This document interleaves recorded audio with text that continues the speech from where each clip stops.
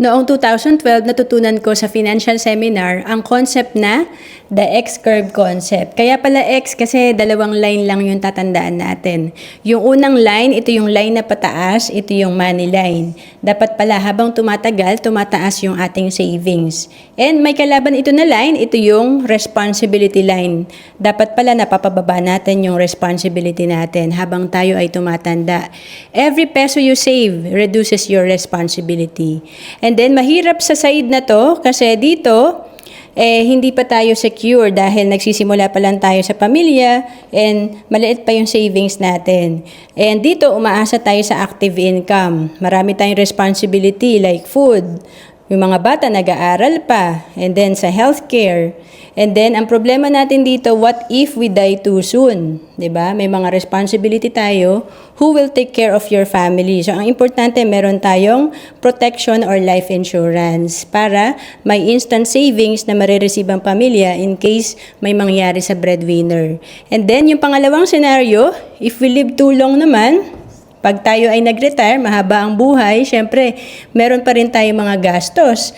Nandyan pa rin yung food, permanente yan. And of course, yung healthcare, medyo malaki-laki na itong pangangailangan natin sa healthcare. Kaya importante naman dito, syempre, kung mawalan tayo ng trabaho, hindi na tayo nakarely sa active income, sa passive income na. Ito ay mangyayari pag tayo ay may big savings or investment, kaya kumikita ng passive income kasi may money working for you. And of course, in between, kailangan din natin ng healthcare kasi ang puhunan natin sa pagtatrabaho ay ang ating kalusugan. Kaya anytime na magkasakit tayo, kung may healthcare tayo, meron tayong magagamit na card.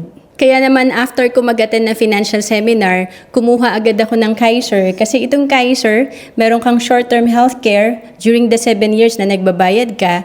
Meron ka ding long-term healthcare kasi ito naman yung kahit beyond 60 years old ka na or pag nag-retire ka, may magagamit ka pa rin na healthcare. And then may life insurance ka for 20 years, naka-insured ka. And kung hindi mo nagagamit yung healthcare mo at life insurance, tumutubo ang iyong hinulog sa Kaiser kasi ito ay savings at investment na rin. May interest na kinikita ang savings mo. Ang Kaiser ay tinatawag na level 1 investing kasi dito tatlo na yung meron ka.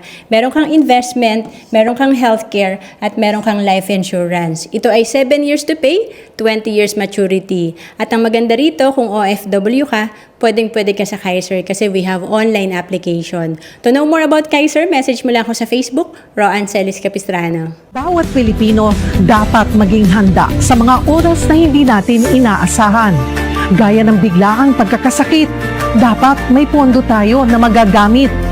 Sa oras ng pangangailangan, dapat may magmamalasakit.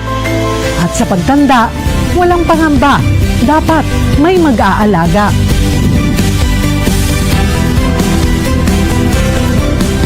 Ganyan mag-alaga ang Kaiser. Yan ang dapat.